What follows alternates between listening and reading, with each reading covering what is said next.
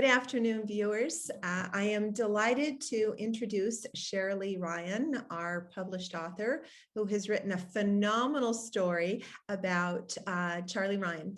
It's called The Life of Sheralee Ryan, A Squirrel's Tale. And I will, without further ado, I'll let Sheralee introduce herself and the book. So good afternoon, Sheralee. Good afternoon. Hi, Michelle. Nice to be on Zoom with you and doing this interview, and very excited to tell everyone about Sharlee's story, because it really is his story. I wish to thank you very much for participating in World Book Day event. It's so important for children to be able to have the opportunity to read stories. And we, as a company, are going to participate in that. So we thank you for participating in this event. So I have a question, and these questions are from our followers. So the first one they wanted to know was, how did Sheralee get his name? Actually, a good question. Sheralee, his name is actually quite significant. The very first person who took him in and looked after him is a guy, his name is Sheralee. And Sheralee works here at FQM on the mine, and he does shift work. So it's very difficult for a shift worker to get up and feed a baby squirrel every 3 to 4 hours. And this guy did that. And he was, when I saw him, he was absolutely exhausted. He said he didn't think he could do it for another day. And yet he just kept going until I was able to get Sheralee from him and take over. So we named Sheralee after Sheralee. How thoughtful and how wonderful. So it kind of contains the legacy of the first person who found him. What inspired you to write about Sheralee? I'd say Karen, my daughter, because we've always lived adventures. You know, we've always been out in the bush, or, you know, somewhere there's been an animal, whether it be a squirrel or, you know, a little bird or something in our lives. And I take a lot of photographs. But Karen, I know, just for her to have, to be able to have something documented, a story about something that happened in not just her life, but all of our lives, but about one of these amazing little creatures that came in and actually stole our hearts. So it was her, you know, just to do this for her, that she would also then be able to pass it on to her children. To me, books are forever. Photographs, they can fade and we lose them. But books, when you want to have a book and you love a book, it's there with its folded pages, and it's just always there. Also easy to have the character Sheralee. So he was quite an inspiration as well, just with his little ways, and you know, he was just so cute and so cuddly. So I think Sheralee also was part of that inspiration, but definitely for Karen. And that's a wonderful legacy to leave behind. What do you think is the best inspiration for someone who wants to write a story? I think it's really writing from your heart. If you have got a personal experience that you want to share with the world, that's a good start. But it's also just being able to express your feelings, even if it's not based on reality, but, you know, just to do it in a meaningful way that other people would enjoy to read the same, and to share that experience. And anyone who feels inspired to write, just, you know, they should try. It's lovely to see the result, and you know, once you've read over what you've written and it makes sense, it's a beautiful feeling. It is. It's one of accomplishment. So another follower asked the question, how long did it take you to write Sheralee? Is there an average to it? I know it's your first book, but was there an average time that it took to write a chapter or the entire book? Difficult to say how long it's, how many hours did I actually spend sitting and writing. I did sit for a bit and I got into writing a story, and then, something happens and I've got to stop and go away, and I come back and I look at it again and I think, oh my goodness, I forgot to include this, or gee, that didn't get as exciting as I wanted it to sound. So it was sort of writing and going back and, rereading and then trying it out with Karen to see, what did she think of it? Did it sound like Sheralee? Because that's really where I wanted it to come from, was his voice, his story, and his experiences. So it was very difficult to try and achieve that and keep going back. So, but in total, it took me just under a week to write Sheralee's story. Oh, that's fantastic. That's wonderful.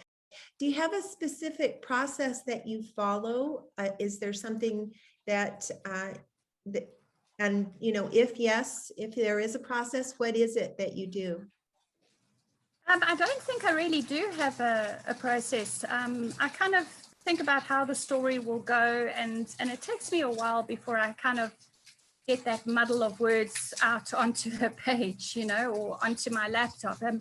It kind of, I know there's a story inside my head and I know I want to get it out, but I often, lie awake at night thinking, how best am I going to be able to tell the story? And sometimes I think it sounded so much better when I was telling it to myself in bed at 2 o'clock in the morning. And then the next morning I think, why didn't I get up and write that down? And I forget some of the words, but once I've sat down in front of my laptop and I get started, then I'm like on a mission. Then I'm just all fingers to the keyboard, and I do get a bit irritated when somebody is wanting me, or I have to answer my phone, or I have to go and cook supper. It's like those are the interruptions that I'm thinking, goodness, I'm busy here, but I do stop and I do get back to it. Sheralee, one of our other followers wanted to know, is there a particular place where you prefer to write? Definitely. I think it's at home with my family, with my animals, to feel relaxed and to be in a place which to me is my happy place. And perhaps that's important for anybody who's thinking of writing a book, or, even to write short stories, or, to be in that happy place and to pull inspiration from that. You need to be relaxed. You can't be, like under pressure or forced into something, or in a place you don't want to be. You're absolutely right. Absolutely right. So World Book Day is all about inspiring younger people, children and teens, to read more. So the question is, when you were younger and a teen, did you have a favorite childhood book that you loved, or a teen book, or one of each? I absolutely loved, and to this day still love, Beatrix Potter with Benjamin Bunny. I just absolutely, I love everything about those books. In fact, I bought them for Karen as well. But I think getting a lot older, I read quite a lot of Enid Blyton, the Faraway Tree, and then the Famous Five. So we've always been a reading family, from living at home with my mom and dad, and now with Gary, Karen, and I. Our bookshelves are packed and we are always reading books. So, often Gary will get a good book and he'll put it next to my bed and say, you must read this one next, So he's now my sort of book finder, if you want to call it that. The book whisperer. Yes. So that's it. If there is one something you would like to say to our followers and to our children and young teens about writing, what would you say is a final thought that is most important to you that you would like to convey to them? I think to be real, to speak from your heart, and just to just follow what's in your heart, to express yourself. I think that's really, but being real is to me the most important thing. And I don't mean it's about, just not being able to write fantasy books or about, but your imagination is as real as you want it to be, but be real and true to yourself when you are writing. I think that's very important. Reflect what you are, not just what you think people want to read. I think that's very inspirational. And I think that's a perfect way to wrap up this interview. Once again, Sheralee, I'd like to thank you for taking time to participating in World Book Event Day and how much we value Charlie. When I first read Charlie, I was completely captivated. And everybody that has read it has expressed that to us. So we want to make sure that he finds lots of homes for his book to reside, and we're looking forward to promoting it. So thank you very much.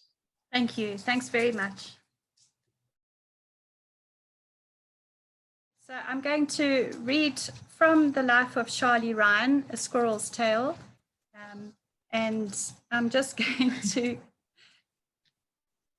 read a little bit that will include Lilu, and it's the first chapter. I am Sheralee Ryan.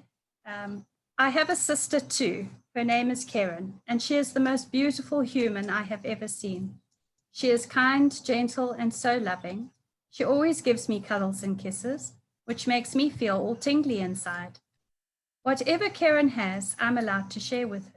We drink Milo together and share cookies, marshmallows, Smarties, apples, or grapes. You name it, if I can eat it, Karen will share with me.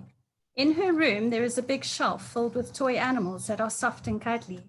I sleep in there whenever I want to, but not at night. During the night, I have to sleep in my own bed, in my own room, with the door and the window shut. My mom says it's to keep me safe because there are creatures of the night, like Gracie, that awful cat who killed my squirrel mom. Even though I know the story of my real mom, I'm such a happy squirrel in my adopted home. I also have another sister who was saved a long time ago. She is a bulbul, or toppy, which is a bird for those of you who don't know. Her story is rather scary too. Huge baboons came and tore up her home when she was just the other side of being an egg. I don't quite understand the egg part. I don't think I would like to be called an egg at any time of my life. Lilu sits in an open cage with all her food bowls and water lined up in the same order every day because she is blind. She cannot see a thing. She doesn't know what I look like. I told her I'm the most handsome squirrel in Kolumbila, and she believes me. If you enjoyed the video and would like to watch more, hit the subscribe button and the bell for notifications. Also, please see the description box below for a link to our website and other social media platforms.